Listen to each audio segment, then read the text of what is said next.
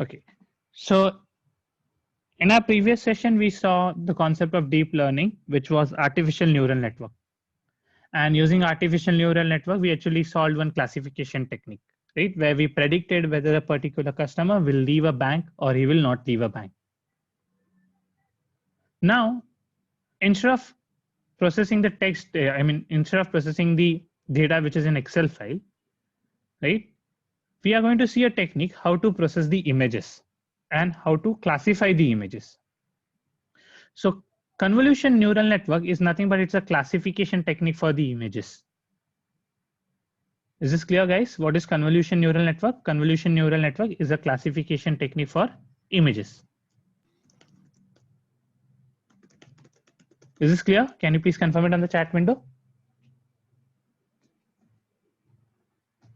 Perfect. So in our use case, right, let me go to the data set.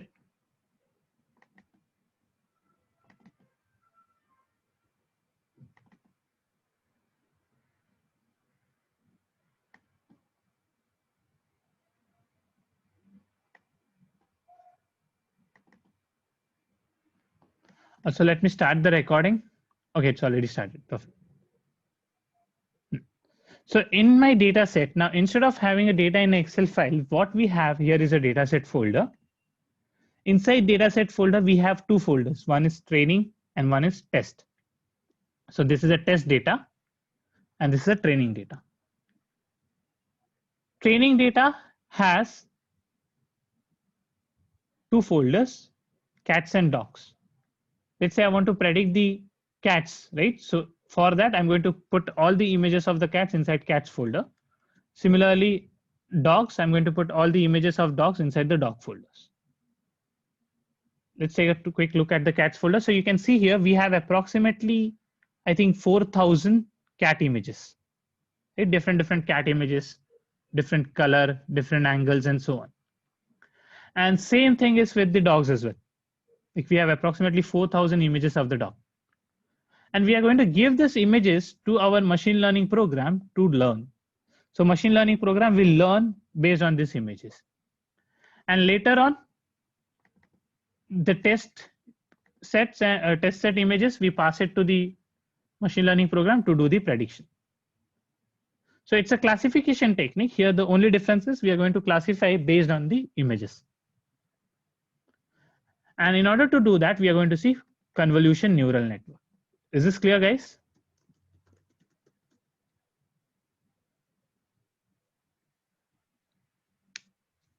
Can you please confirm it on the chat window?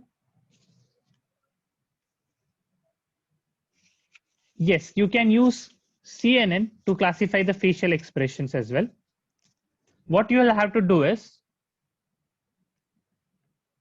in your training set, instead of cats and dogs, you'll have folders like, let's say, sad, crying, happy, and so on, right? So you'll have folders like that. And inside those folders, you'll have images of.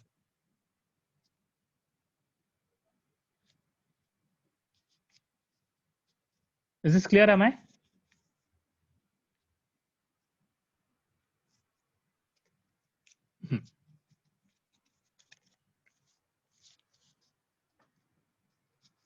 Now, only constraint with convolution neural network is you can see here, let's say I'm trying to understand, classify based on the dogs, right? So you can see here, there's only one object, which is a dog object here. You'll not see multiple objects in this cases, in this image. Right? So in your case, in your facial expression process, right?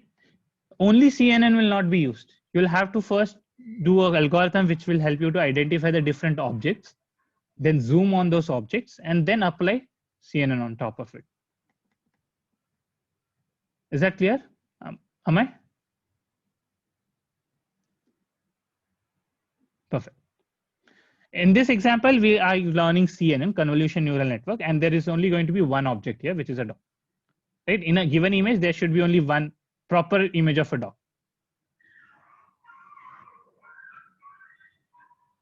Is this clear? Okay, let's move on. So let's see how convolution neural network works. Now, convolution neural network depends on artificial neural network. It is built on the top of artificial neural network itself, right? So in our last session, we have already understood how artificial neural network works. Now we will see how to use convolution neural network with the help of ANN to do the classification of images. So your CNN has 4 steps. Those steps are convolution. Second step is pooling. Third step is flattening. And the last step is full connection.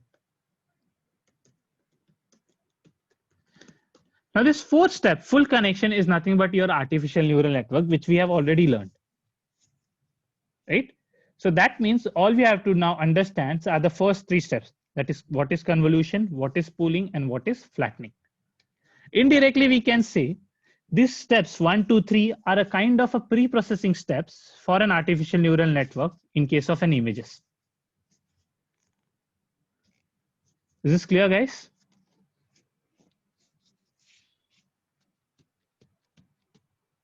What about others? Perfect. Derek? Good. Now, in order to understand these 3 steps, let's try to understand first how human brain works based on images. Now, I want you guys to take a look at this image. And what do you see? Do you see a man who is looking right in front of you, or he is looking at the right hand side?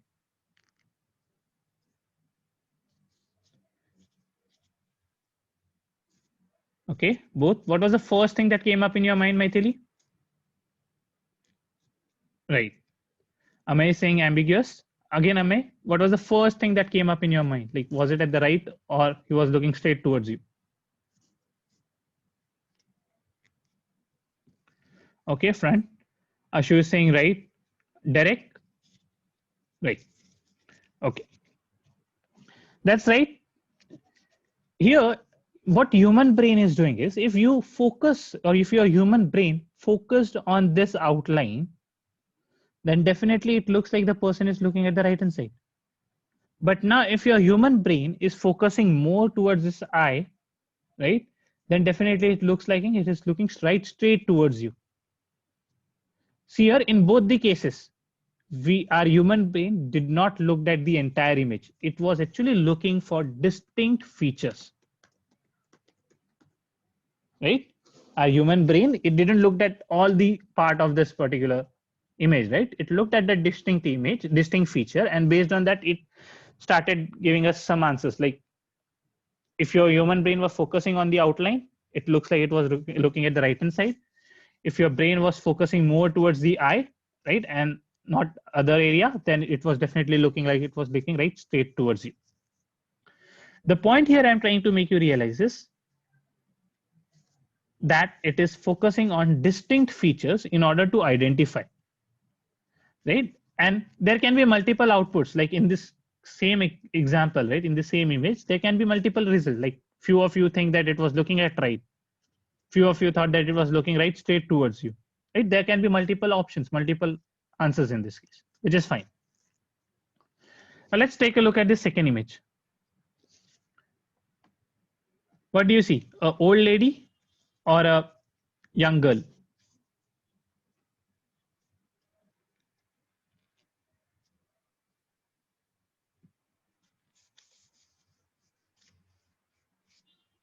Okay. What about others?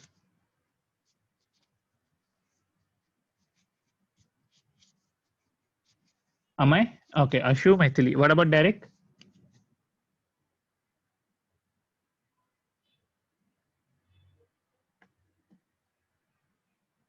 Okay.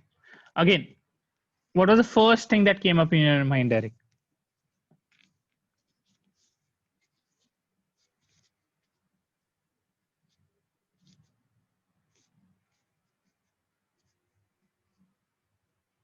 Okay, cool. So again, yes, if your brain is focusing on this feature here, right? This is a nose, this is a chin, this is a necklace, hairs, a scarf, right? And a fur. It definitely looks like a young girl or a young lady. But if your brain is focusing on this entire feature as a nose, this as a lips, as eyes, as, and white hairs, right? Then this definitely looks like an old lady. Again, the point here we are going to take away is the distinct features that we are observing. Let's take a look at this image. What do you see here?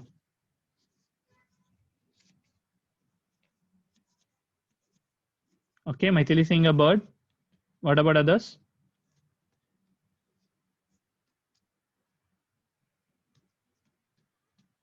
A rabbit, again a bird. Derek? And please don't say both. I just need the first thing that came up in your mind. Bird. Yeah, that's correct. So again, based on the features that you are observing, if you are focused on this as a beak, then this definitely looks like a duck, right? But if I focus on this part first as a mouth, and then this as a ears, then this looks like a rabbit, right? Here. Now it's getting slightly confused, right? Your brain is slightly getting confused. It is not able to draw proper result, right?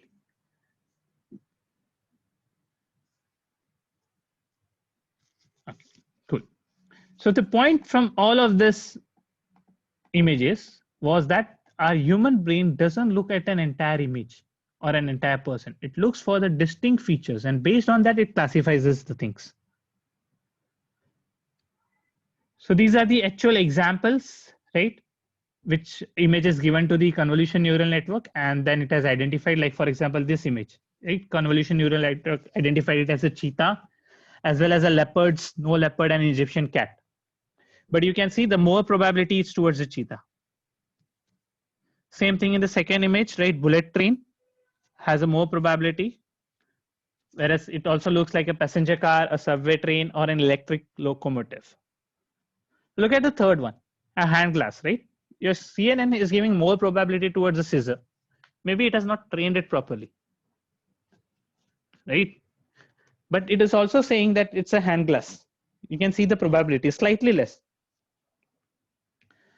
Again, what CNN is going to do is it is not going to learn the entire image, rather than it is going to focus on distinct features, and based on that, it will help us to classify.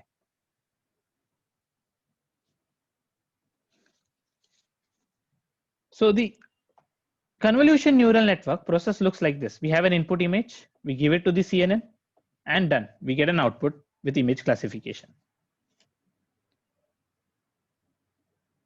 Like you can see here, we have a happy face given to CNN. It is predicting it's happy. And sorry, my bad. Similarly, we have a sad face given to the CNN. It is predicting as sad.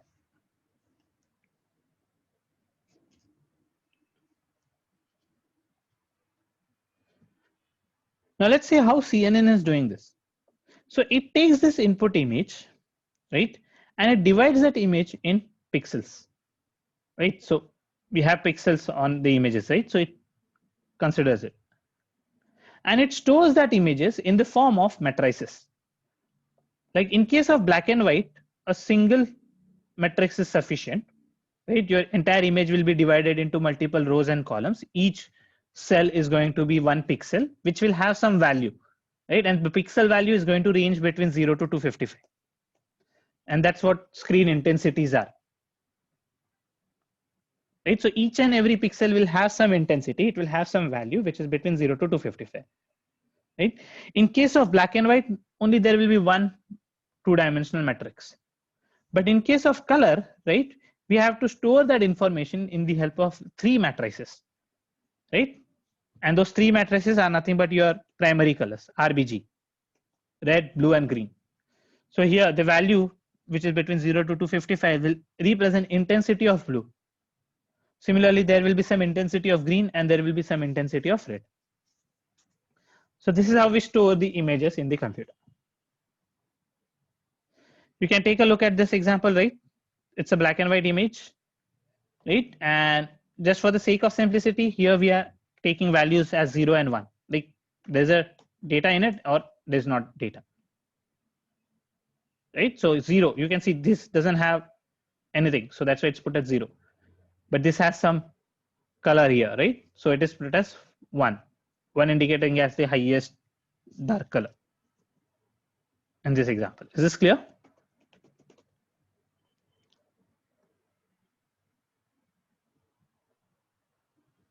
What about others?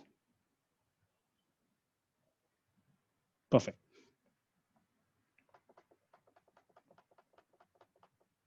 Now, in a convolution neural network, the first step itself was the step called as a convolution, right? What happens in convolution step is we take this output, right? And we apply something called as a convolution step. Now, in order to explain you convolution step more clearly, let me ask you one question. How many of guys have you used filters in Instagram or in Snapchat?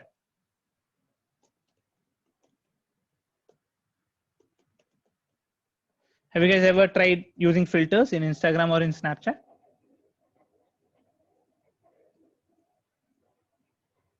Perfect, right? You'll be surprised to realize when you apply a filter on your original image, this is that step called convolution.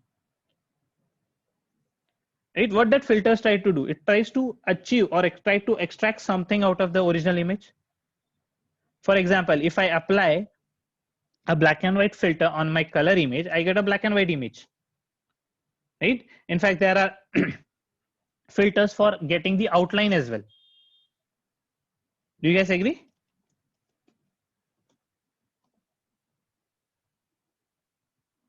Perfect. Let's do this. Let me quickly go to Google and we'll search for a few filters.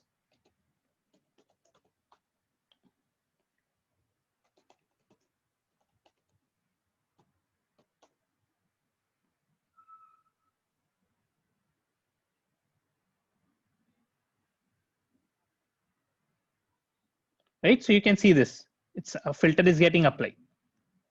You can do black and white.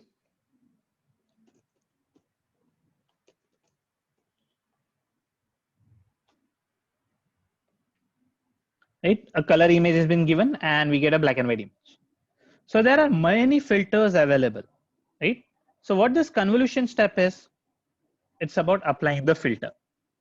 So the filter is called as a feature detector. We take that filter, we apply it on the image, and we get something called as feature map. Now your feature detector or your filter is a predefined matrix. Is this clear, guys? What is your feature detector or your filter? They are predefined metrics with zeros and ones. And when you apply it on an image, you get an output in the form of feature map. So here you can see there's a feature detector whose size is 3 by 3. Your image, what is the size of image? 1, 2, 3, 4, 5, 6, 7. 7 by 7. Right? Now we are going to do a cross product of this. So what do I mean to say is 1, 2, 3. Here 3 by 3 matrix on this. Your feature detector will be applied and we use basic matrix multiplication formula. So 0 into 0 plus 0 into 0 plus 0, sorry, 0 into 0 plus 0 into 1 plus 0 into 0 plus this row with next column, third row with third column.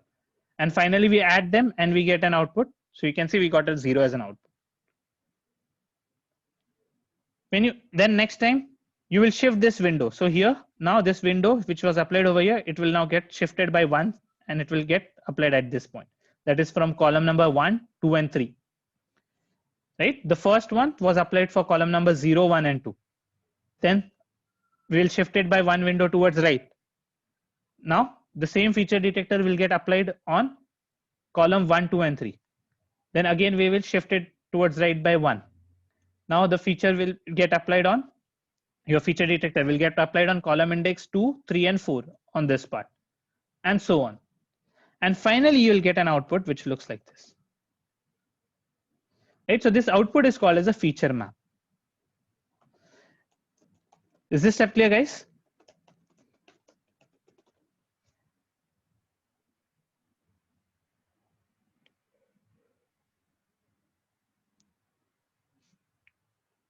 Perfect.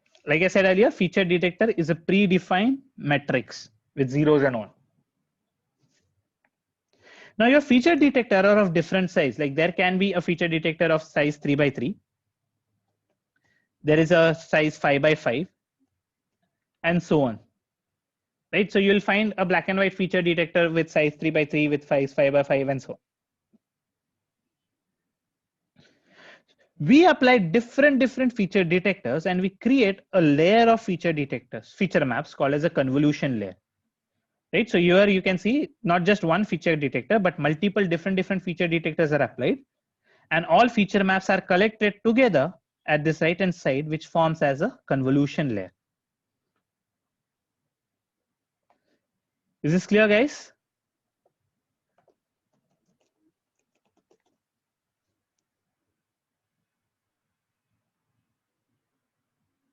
Perfect. So just as an example, you can see here, this is an image of Taj. There was an image of Taj Mahal on which we applied sharpen feature detector. It's a predefined matrix, and we get an image which looks like this, a sharpened image. Similarly, edge enhance. Similarly, edge detect. Is this clear, guys?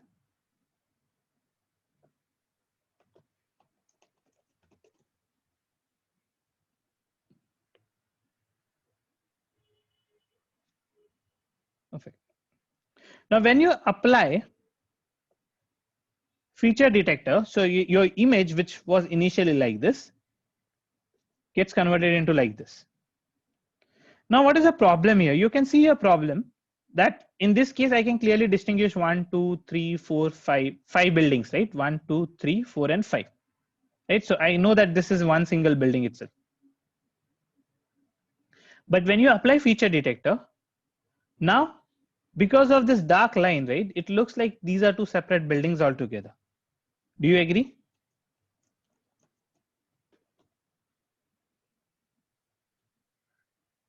Perfect. So this is actually a problem of linearity, right? So your feature detectors is in continuous linear, right? And it introduced a linearity here. And because of this problem arises. So in order to avoid this, we apply a rectification. Applying rectification means introduce a non-linear function on the top of this image. And when you introduce a non-linearity or when you add a non-linearity, your final output becomes like this. Is this clear, guys? So which means your convolution layer, right, on the convolution layer will apply a rectifier function to introduce the non-linearity so that I have some feature which looks like this. At least there is no errors in this case, right? Or the number of errors are limited by introducing the rectifier function at the end of convolutions. So your convolution step is nothing but taking an input, applying different filters, creating a convolution layer, and on that convolution layer, apply a rectifier function to introduce nonlinearity. Is this step clear?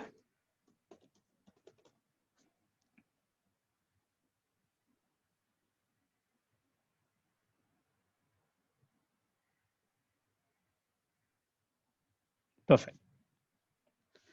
So that's our first step. The next step is a pooling step. Step 2 is what? Pooling. In pooling step, what we do is we take the individual feature map. So you can see this is a feature map, right? And what we do is we decide one matrix size. Let's say we have decided a pooling size of 2 by 2, right? So 2 by 2 becomes our matrix, right? And the technique which we are using is max. So what we will do is on this feature map, we will apply this 2 by 2 matrix. So initially this 2 by 2 matrix will start from here with index 0 of columns, column 0 and index 1 of column. Similarly, index 0 of row and index 1 of row. So it's over here. And from this matrix, we will pull the maximum value. So maximum value in this matrix, what is it? Can you please tell me on the chat window? What is the maximum value in this matrix?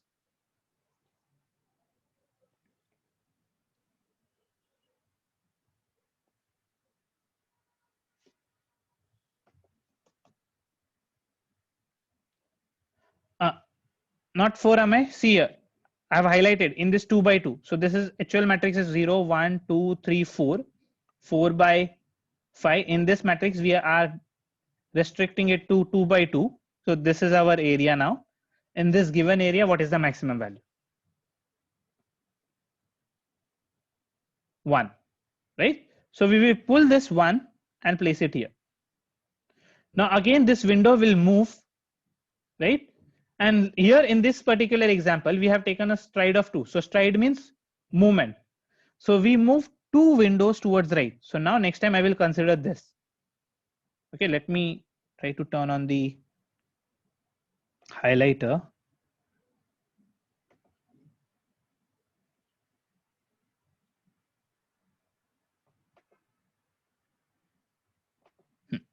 See, in the beginning, this was our area, right? We have decided pooling as 2 by 2 matrix. So this window, you see blue color window, initially this was over here, right? So here maximum value is 1. We have put 1 here. Now we have moved stride as 2. So stride 2 means now your window should move 2 steps towards right. So now it will move to this part. That is index 2 and 3. Now in index 2 and 3, what is the maximum value? Can you guys please ping me on the chat window? Yes, that's 1. So we put here 1 again. Now again, we will move 2 windows towards right. So now this time here. So it is going outside the boundary area, which is fine, right? So in this boundary area, what is the maximum value? 0. So we put here 0, right? Then since stride was 2, similarly, we will move 2 steps now downwards. So now we'll consider this area. So what is the maximum value in this case? Can you please ping me on the chat window? 4. So we have 4 here. Then again, we move 2 windows towards right. So now in this area, what is the maximum value? 2. So we have 2 here. Again, 2 windows towards right. What is the maximum value here? 1. Is this clear, everyone? Can you please confirm it on the chat window?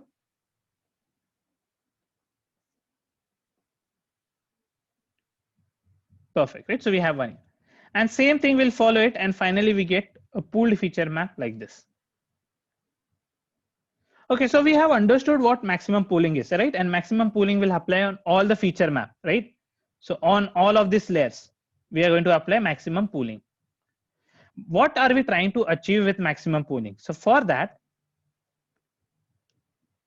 let's consider this. So here, what is a distinct feature of Cheetah, right? When we are going to look at this image for the first time, right? What is the first thing that come up in our mind is this, right? This tiers, ITS. And then the spots, right?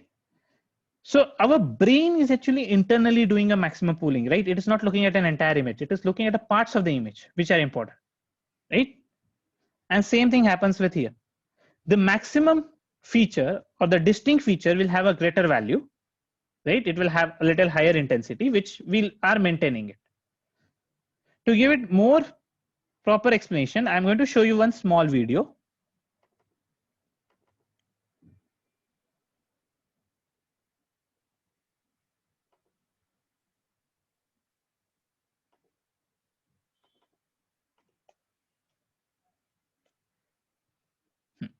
Look at this small video here.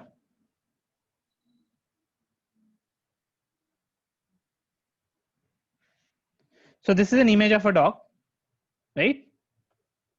This is an image of a dog, which is passed through the shredder. And we got the shredded values.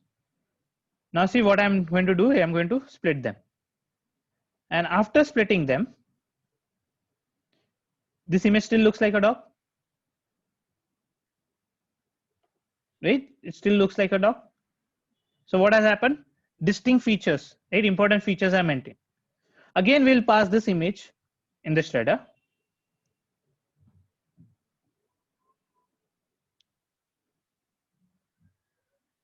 And again, we'll arrange them.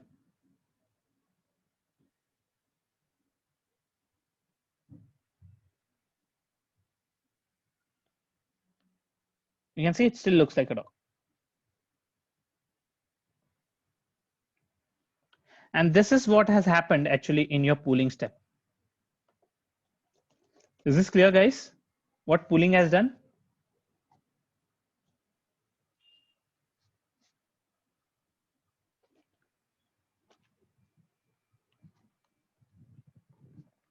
What about others? Ashu, Derek?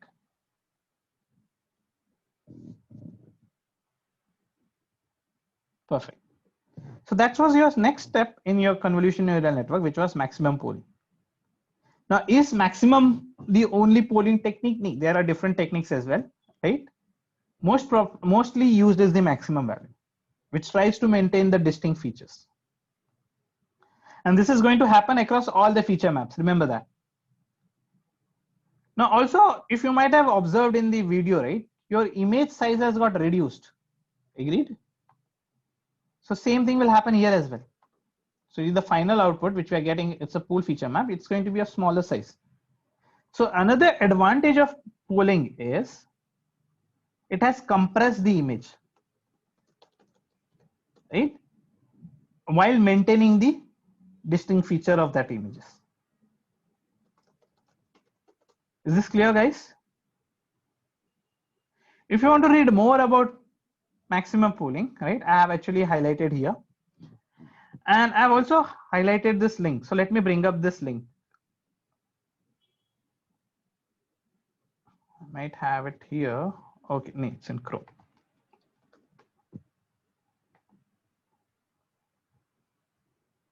So this is a very good link here, Ryanson, which has gave us a visualization of this first two steps, that is convolution followed by the pooling.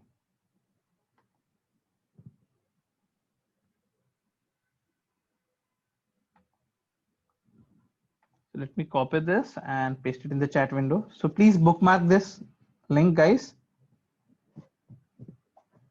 It gives you more clarity what is happening in the convolution and the pooling step.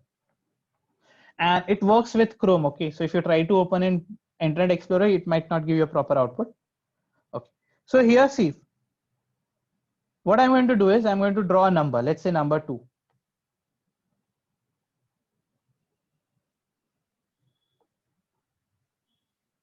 Done.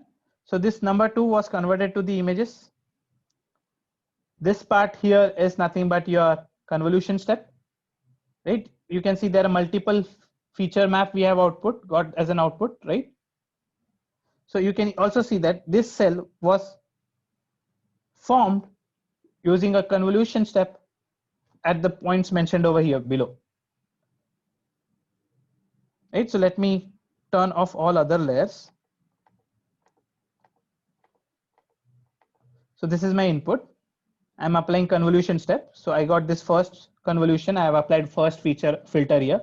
This is from the second filter. This is from the third filter, fourth filter, fifth and sixth, right?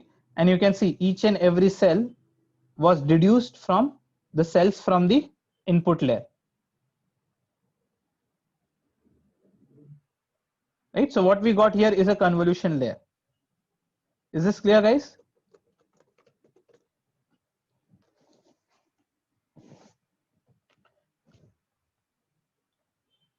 Okay. Now next step is pooling, right? Maximum pooling. Pooling is also known as downsampling. So another word for pooling is downsampling, right? So I'm going to show that now, downsampling. So you can see there, right? On this featured map, pooling was applied and I got an output looks like this. And you can see the size of image is getting reduced. Same thing here. Is this clear?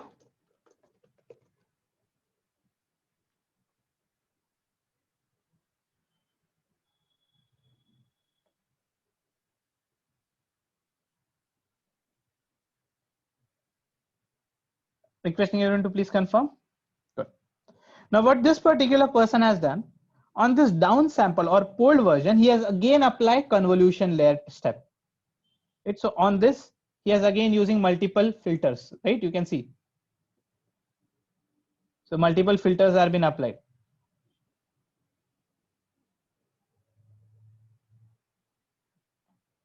And on this convolution, again, another maximum pooling has done.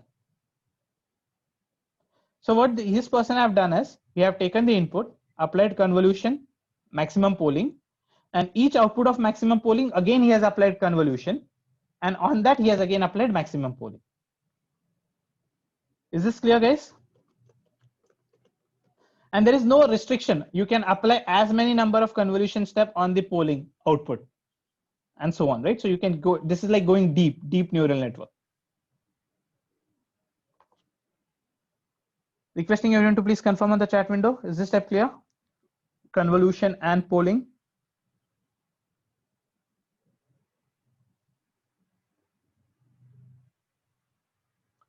Perfect, right?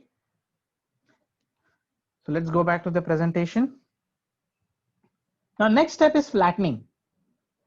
Now, what happens in flattening is we take the output of the polled map and we just simply convert this from 2 dimension to 1 dimension. So you can see 1 1 0 1 1 0.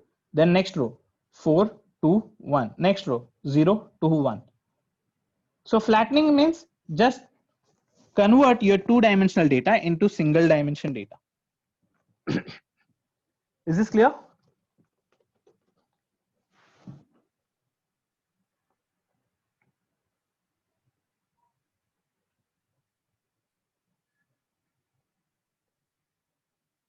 Yeah, we'll come to that point.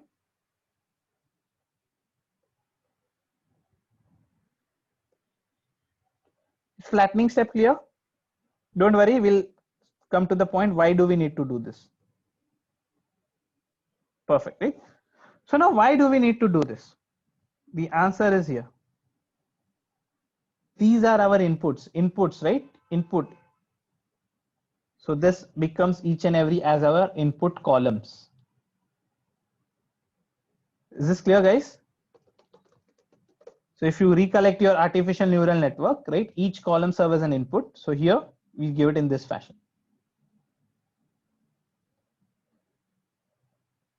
So input image, convolution step, we get a convolution layer. We apply pooling, we get pooling layer, and then we do flattening, right? This flattening, each and every thing will serve as a input layer, neuron. And the last step was the full connection. In the full connection, we are simply giving this input to your artificial neural network. And that is your CNN. Is this clear, guys? Now let's see how ANN will classify the images. So let's take an example here. So let's assume that we are passing an image of a dog, and this artificial neural network, it is predicting it as a dog. Why it is able to do that? And when we are passing the image of a cat, this ANN is doing prediction of cat. The reason is, if you recollect your artificial neural network, in artificial neural network, for a given input, right, always certain set of neurons react. And this also happens with our human brain, right? If you touch a hot particle, there will be specific set of neurons in your brain which will react. If you touch a cold particle, another set of neurons will react. So that pattern is getting created in our brain. And same thing happens here as well.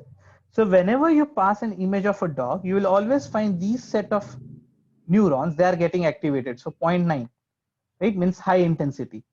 This one is having high intensity. The first, second are having high intensity. Third, fourth are not having high intensity. Fifth is also not having high intensity. Sixth is having high intensity. So whenever now you pass any image of a dog, these neurons will always have high values. Hence, it is predicting it as a dog, right? And we have trained them. So what we are training our artificial neural network is that dogs will have higher values of this set of neurons. Similarly, when we are training the cat, right, you will see another set of neurons are having high intensity. So you can see 0.9, 0.9, and 1 here, right? So another set of neurons are always getting activated more whenever we pass an image of a cat. And this pattern is getting registered. And same thing happens with our human brain as well. So when we look at a feature, a certain set of neurons will get activated. When we look at that particular person again and again, that pattern gets registered in our brain.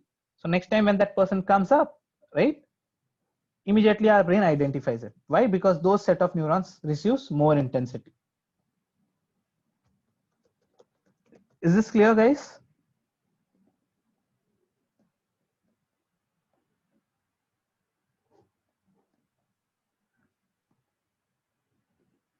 Ashu, Derek?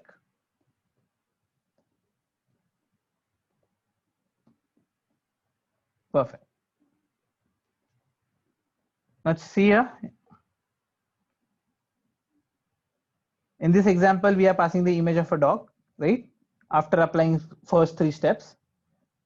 And you can see 1, 2, 3, these are getting activated. And the probability is 95% it's image of a dog. Now I remember someone raised a question earlier, right? So what happens here is this particular neuron will have an activation function. Let's say that activation function is sigmoidal, right? It takes summation of intensity multiplied by the weight of all the neurons and pass that as an input to your sigmoidal function, which gives me an output as 0.95. Right? If for that, I'll request you guys to please refer this slide.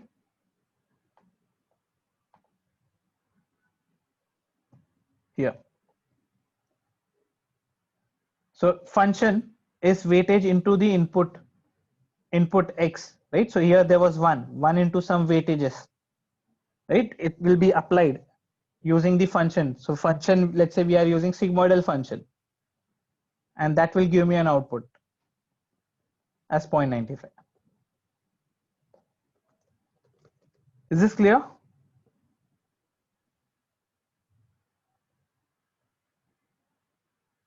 Perfect.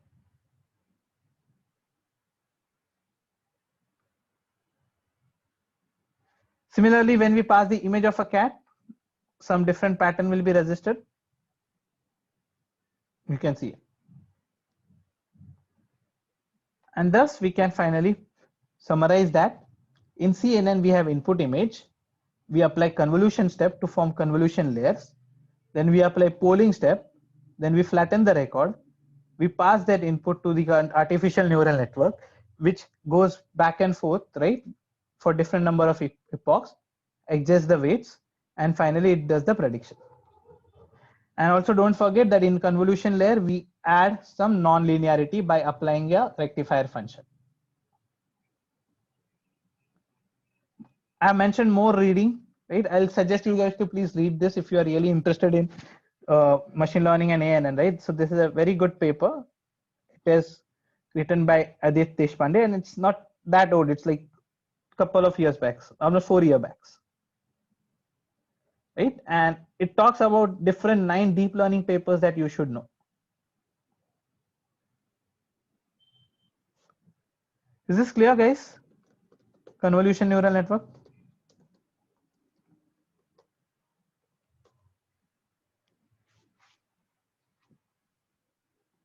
Perfect. So let's do this. We'll stop here, right? I know it has been a long session. We started with artificial neural network for almost 1.5 hours. Then we took a small break and then again another 45 minutes of this session. I'll request you guys to please go over the video session, right? Understand the concept one more time. And in our next session, we'll do the coding for convolution neural network. Is this clear, guys? Is it fine?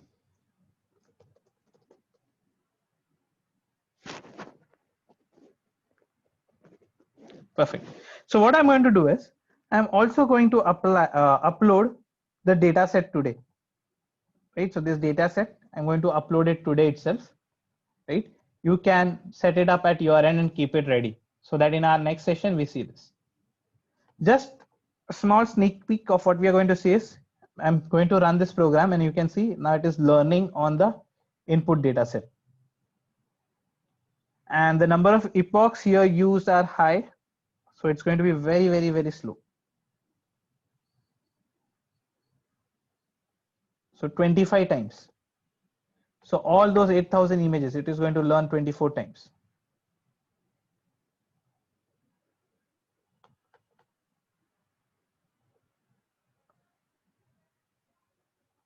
Again, the ANN has not started yet. Yeah, so now it has started. So it is learning for the first time. It will learn all 8,000 images for first time, and it is going to do that 25 times. You can reduce this to speed up your operation.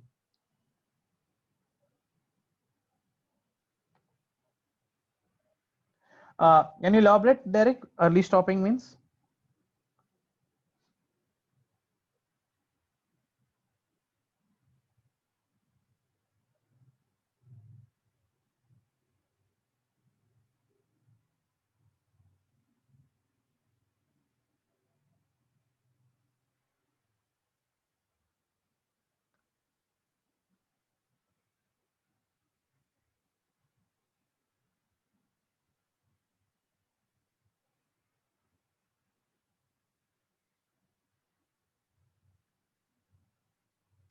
Derek? So are you referring to stopping based on the accuracy without finishing all 25 epochs?